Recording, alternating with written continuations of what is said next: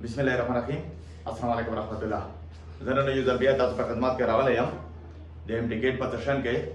panan der yo aham topic ma tasu tarawole de. Ta aham topic among sara de ionization energy. Zana to sumra ho MCQs kaum tasu de ionization energy pa bunyad pando MCQs rawlam. Zara druma first MCQ de ionization energy. Dale ke first MCQ ma sari kale de कि the ionization energy of an atom depends upon कहता है कि ionization energy किस चीज पे depend करता है charge on the nucleus yes that one is correct ये न्यूक्लियस की चार्ज पे डिपेंड करता है स्क्रीनिंग इफेक्ट पर भी डिपेंड करता है इलेक्ट्रॉनिक कॉन्फ़िगरेशन इस पे भी डिपेंड करता है and the D1 is all यानी मींस कि यहाँ पे ऑल यानी D1 इज करेक्ट क्यों क्योंकि ये तीनों पे डिपेंड करता है चार्ज ऑफ द न्यूक्लियस पे भी डिपेंड करता है स्क्रीनिंग इफेक्ट पे और साथ साथ इलेक्ट्रॉनिक कॉन्फ़िगरेशन ये तीनों पे डिपेंड करता है इसलिए the D1 is correct ionization energy तीनों पे डिपेंड करता है second one is equal is more is the ionization energy of an element कहता है कि अगर किसी एलिमेंट की ionization energy क्या होगी ज्यादा होगी तो what that means इसका मतलब क्या है सबसे पहले ले दी इलेक्ट्रोपॉजिटिविटी यानी क्या इसकी इलेक्ट्रोपॉजिटिविटी जो होगी ये कम होगी या ज्यादा होगी तो डियर नोट कर ले कि यहाँ पे जो चीज है कि अगर आयोनाइजेशन एनर्जी ज्यादा होगी यानी इलेक्ट्रोपॉजिटिविटी यहाँ पे मैं कर रहा हूं कहां पे यहाँ पे मैं कर ही देता हूं कि electropositivity that is in yes sir that is inversely proportional to the ionization energy यानी अगर आयोनाइजेशन एनर्जी ज्यादा होती है तो इलेक्ट्रोपॉजिटिविटी क्या होगी दैट विल बी लेस ये कम होगी आयोनाइजेशन एनर्जी क्या होगी ना आयोनाइजेशन एनर्जी अगर ज्यादा हो तो इलेक्ट्रोपॉजिटिविटी क्या होगी ये कम होगी इलेक्ट्रोपॉजिटिविटी का मतलब ये होता है कि किसी एलिमेंट पे पॉजिटिव चार्ज कितनी आसानी से बनता है या कितने मुश्किल बनता है so that is called electropositivity बल ये है कि पॉजिटिव चार्ज बनाने को हम इलेक्ट्रोपॉजिटिविटी कहते हैं सो इलेक्ट्रोपॉजिटिविटी क्या होगी यानी अगर आयोनाइजेशन एनर्जी ज्यादा हो तो इलेक्ट्रोपॉजिटिविटी क्या होगी या कम होगी so the A1 is correct ये भी ठीक है सेकंड वन क्या कहते हैं कि less is the non metallic character यानी नॉन मेटालिक कैरेक्टर जो होगा ये क्या होगा ये कम होगा तो डियर नोट कर ले कि जो क्या होगी जो नॉन मेटालिक कैरेक्टर होता है non metallic character that is directly proportional to the ionisation energy dear note कर ले non metallic character ionisation energy को डायरेक्ट प्रोपोर्शनल होता है अगर आयोनाइजेशन एनर्जी क्या होगी ये ज्यादा होगी तो नॉन मेटालिक कैरेक्टर भी ज्यादा होगा अगर आयोनाइजेशन एनर्जी कम होगी तो नॉन मेटालिक कैरेक्टर भी कम होगा लेकिन यहाँ पे क्या कहता है कि less non metallic character so that one is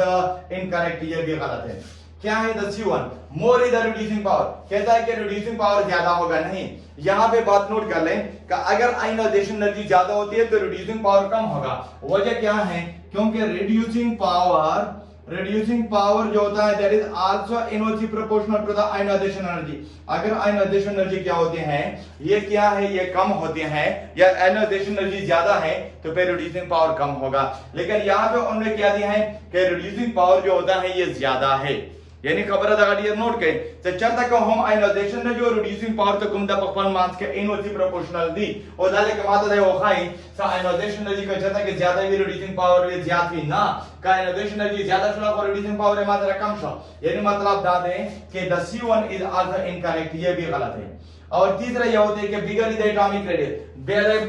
D1 के मातावाइन से एटॉमिक रेडियस का चता का आयोनाइजेशन एटॉमिक रेडियस ज्यादा ही आयोनाइजेशन एनर्जी ज्यादा है ना दा से ना बोले से एटॉमिक रेडियस और आयोनाइजेशन एनर्जी यानी आयोनाइजेशन एनर्जी जो होती है यानी कि चता के एटॉमिक रेडियस हम सारा जाते आयोनाइजेशन एनर्जी कम आवी मतलब है आयोनाइजेशन एनर्जी और एटॉमिक रेडियस पपन म्यांस के तो कोम दे दा द्वारा इनवर्सली प्रोपोर्शनली का चता के मासारा दे मात्रा एटॉमिक रेडियस जेतीगी आयोनाइजेशन एनर्जी कमीगी एटॉमिक रेडियस कमीगा आयोनाइजेशन एनर्जी मात्रा जेतीगी यदि दा मतलब दे से the D1 is also incorrect ये द बरा के द बरत कुमा फेकरादा से more is the ionization of energy of an element से द एलिमेंट आयोनाइजेशन एनर्जी का चाहता के ज्यादा भी सिर्फ the A1 is correct the A से कुम द करेक्ट है से ही इलेक्ट्रोपॉजिटिविटी उस कुमा भी दगा वे कामा भी यानी सेकंड एमसीक्यू के जे मुंसरा A1 इज करेक्ट अच्छा एमसीक्यू नंबर 3 क्या कहता है एमसीक्यू नंबर 3 माता सो है कि the first ionisation energy is maximum for why से फर्स्ट आयोनाइजेशन एनर्जी पर देखें यानी पर सोडियम पर मैग्नीशियम एल्यूमिनियम और पर पोटेशियम की चार्ज ज्यादा था उसका चलते के ज्यादा को गुरम दे सोडियम से कम दे इलेक्ट्रॉन यहां पे इलेक्ट्रॉनिक कॉन्फ़िगरेशन की बात हो रही है सोडियम इलेक्ट्रॉनिक कॉन्फ़िगरेशन मात्रा संख्या रादी NH1 रादी दे मैग्नीशियम में मात्रा इलेक्ट्रॉनिक कॉन्फ़िगरेशन NH2 रादी और दे aluminium electronic configuration NH2 NP1 रादी और दे पोटेशियम इलेक्ट्रॉनिक कॉन्फ़िगरेशन होम दे मात्रा NS1 रादी उस गुरे सीधे चार इलेक्ट्रॉनिक कॉन्फ़िगरेशन दे चार मोर स्टेबल दे इलेक्ट्रॉनिक कॉन्फ़िगरेशन दे चार मोर स्टेबल है कच्चा ते कहूंगा ओगरी बी के मैग्नीशियम ला इलेक्ट्रॉनिक कॉन्फ़िगरेशन मोर स्टेबल है ता आगा NS2 दे स्टेबल इलेक्ट्रॉनिक कॉन्फ़िगरेशन पावा जा रहा the B1 is correct B से कौन दे करेक्ट है यानी पेट्रोल के ज्यादा इलेक्ट्रॉनिक आयोनाइजेशन रेट जो कौन दा मैग्नीशियम ला रही okay MCQ number 4 MCQ number 4 में वो क्या कहते हैं कि which one has the highest ionisation energy और पेट्रोल के दी चार्ज ज्यादा भी कच्चा ते कहूंगा तो सो गोरी सो पेट्रोल के आयोनाइजेशन एनर्जी और चार्ज ज्यादा भी कार्बन दे नाइट्रोजन दे ऑक्सीजन दे फ्लोरीन दे वो फ्लोरीन तो ऑलरेडी मात्रा दा पता था कि फ्लोरीन इज प्रेजेंट फ्लोरीन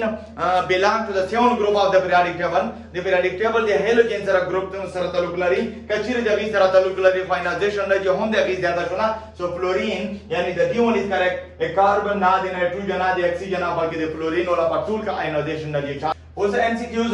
यहां पे एमसीक्यूज नंबर 5 की तरफ मैं आता हूं एमसीक्यू नंबर 5 और क्या कहते हैं कि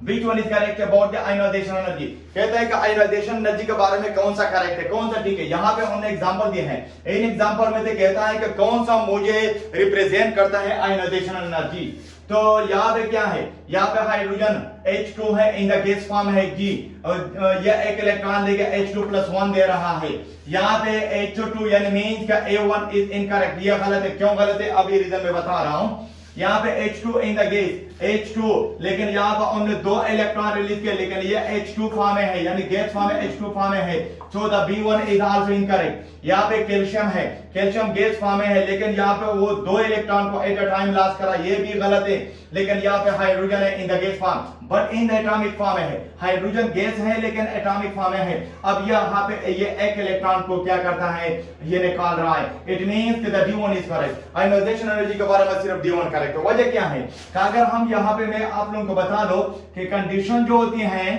for the ionisation energy condition जो होती है यहाँ पे मेरे पास तीन कंडीशन है आयोनाइजेशन एनर्जी वो क्या है वो यूं है कि the atom must be isolated यहाँ पे आइसोलेटेड एटम होना चाहिए आइसोलेटेड का मतलब है कि किसी और के साथ इन बॉन्ड न बना लिए हो तो यहाँ पे डी है किसी और हाइड्रोजन के साथ या नहीं है सो ये कंडीशन इस पे अप्लाई होता है और सेकंड ये है कि द एटम या the element must be in the gaseous form ये गैसियस फॉर्म में होना चाहिए यहाँ पे भी हाइड्रोजन क्या है गैसियस फॉर्म में है सो हाइड्रोजन डाले के मुंह पे गैसियस फॉर्म के दे ये दी वजह ना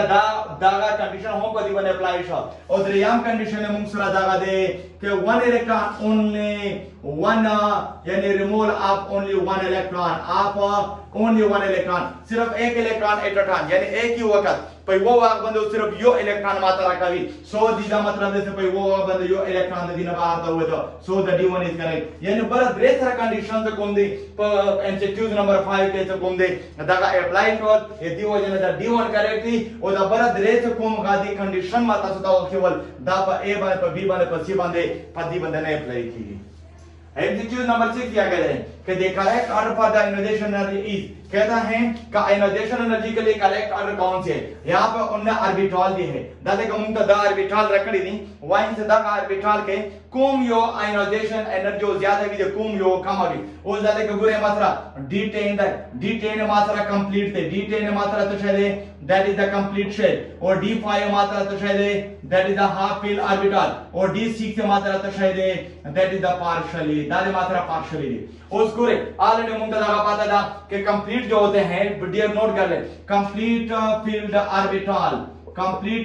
ऑर्बिटल जो होते हैं इसकी एनर्जी क्या होती है ज्यादा होती है देन हाफ फील्ड की एनर्जी ज्यादा होती है देन पार्शियली फील्ड उस गुरे यदि ना पता वाला के दिला कि द A1 इज करेक्ट सबसे पहला जो ए है ये क्या है ये मेरे पास सही है क्यों सही है इसलिए क्योंकि डी जो होता है ये कंप्लीटली फील्ड दा कंप्लीटली दे दा हाफ ते ओदा मात्रा पार्शियली दे ओदा से के डी सीख के पार्शियली एनर्जी में ज्यादा कर दा हम गलत है D5 दे दा हाफ फील्ड दे दा हम गलत है D5 दम बराबर कर दी दा हम गलत है मीन का only the A1 is correct. सबसे पहला जो है ये क्या है, सबसे ज्यादा आयोनाइजेशन एनर्जी D10 की होगी, फिर D5 की होगी, फिर D6 की होगी। रीजन क्या होगी, क्योंकि कंप्लीट फील्ड ऑर्बिटॉन जो होंगे उसकी का आयोनाइजेशन एनर्जी ज्यादा होगी देन हाफ फील्ड से, हाफ फील्ड की आयोनाइजेशन एनर्जी ज्यादा होगी देन पार्शियल फील्ड से। इस रीजन के मुताबिक ये A1 जो होता है that one is correct.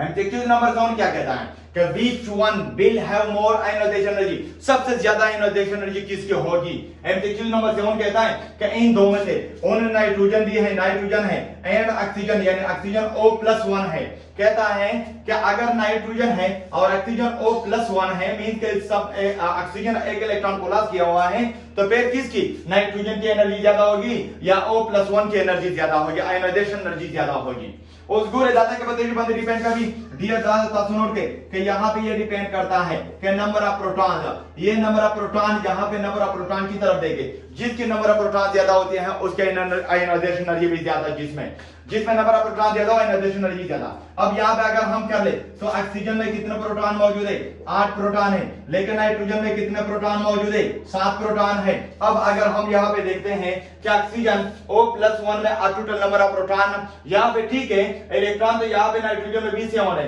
Oxygen में क्या है इलेक्ट्रॉन से होने, लेकिन प्रोटॉन यहाँ पे ऑक्सीजन में O+1 में 8 प्रोटॉन है, यहाँ पे 7 प्रोटॉन है। तो इट मींस कि ऑक्सीजन की जो आयोनाइजेशन एनर्जी होगी वो क्या होगी, वो ज्यादा होगी। अब यहाँ पे अगर हम देख ले तो यहाँ पे क्या है, the B1 is correct. Directly यहाँ पे मैं कर रहा हूँ कि यहाँ पे जो B1 है ये क्या है, ये करेक्ट है। क्यों, क्योंकि नाइट्रोजन की आयोनाइजेशन एनर्जी ऑक्सीजन O+1 से क्या होती है, कम होती है, यानी O+1 की ज्यादा है। सो ये भी नहीं है, ये भी गलत है। द C1 ये बराबर भी नहीं हो सकते, नॉट अब ये भी नहीं हो सकता, मींस कि the B1 is correct. B1 जो होता है ये मेरे पास ठीक है।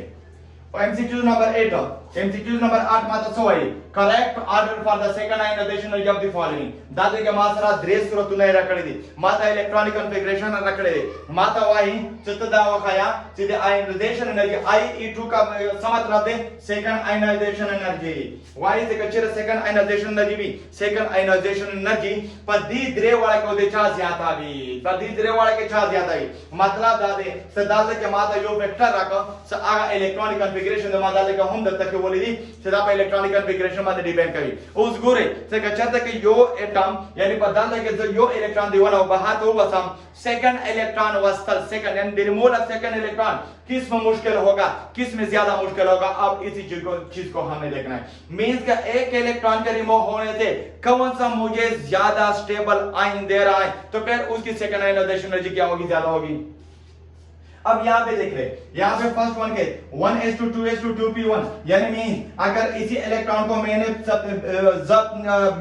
सबसे पहले मैं इसको इसी इलेक्ट्रॉन को निकालो तो फिर यहाँ पे 2s2 में 2 इलेक्ट्रॉन रहते हैं। मीन के यहाँ पे मुझे स्टेबल कॉन्फ़िगरेशन मिलता है। अब इसी से इलेक्ट्रॉन निकालना ये थोड़ा सा मुश्किल है, फिर यानी सेकंड इलेक्ट्रॉन को निकालना थोड़ा सा मुश्किल है। मीन का अगर सेकंड इलेक्ट्रॉन को निकालना मुश्किल है तो सेकंड आयोनाइजेशन एनर्जी थोड़ा सा ज्यादा होगी। लेकिन यहाँ पे देखें केस नंबर 2 में यहाँ पे 1s2 2s2 2p2 यानी 1s2 2s2 2p2 यानी 2p ऑर्बिटल में यहाँ पे 2 इलेक्ट्रॉन है, 2 इलेक्ट्रॉन है मुंसरा जी कच्चर तक ऐसा दीना जो इलेक्ट्रॉन दो बसा ब्याह होम दे 2p सरा जो इलेक्ट्रॉन पाते छी तो यो इलेक्ट्रॉन पाते छी अब द यो इलेक्ट्रॉन वस्तल होम डाल लगा साना दा पर दीना पर केस नंबर 1 को लेकिन जल्द के कच्चा तक के साथ नंबर 3 सूरत तलाश हो। नंबर 3 सूरत क्या मात्रा 1s2 2s1 दे कच्चा तक दा इलेक्ट्रॉन दो बसम दे मात्रा सिर्फ 2 इलेक्ट्रॉन पाते छी उसे दी दा मतलब दे से सेकंड आयोनाइजेशन एनर्जी 1s2 यानी पर केस 3 के सेकंड आयोनाइजेशन एनर्जी पर टोला हो जाता भी ब्याह पर 1 सूरत के ब्याह पर 2 सूरत के यानी उसे मात्रा कम दे मात्रा 100 यानी the second ionization energy of the case 3 is more than case 1 is more than case 2। yes the A1 is correct, यहाँ पे भी A correct है। कहता है कि ये भी ठीक नहीं है, ये भी ठीक नहीं है, ये भी ठीक नहीं है। सो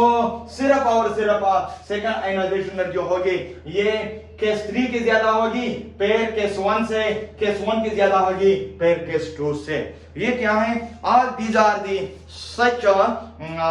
MCQs about the ionisation energy, जो के पिछले जितने भी टेस्ट है यानी ख्वाह वो MDK और नम्स हो उसमें आया हुआ है। लेकिन साथ साथ यहाँ पे ये सारे MCQs मैंने इसलिए यहाँ पे ले आया आप लोगों को, ताकि साथ साथ आप लोगों को क्या हो, आप लोगों की जो कंसेप्ट होती है वो भी क्लियर हो, लेकिन ये MCQs भी याद हो। Thank you. ओके, मेहरबानी।